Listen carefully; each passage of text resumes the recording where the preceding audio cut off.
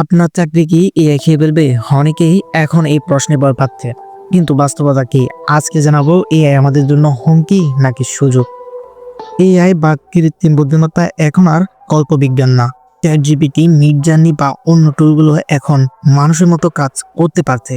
অনেক সেক্টরে এআই মানুষকে রিপ্লেস করছে, যেমন customer support, data entry, content writing, এমনকি কিছু জায়গায় কোডিংও করছে এআই। তাহলে কি টপ চাকরি চলে যাবে?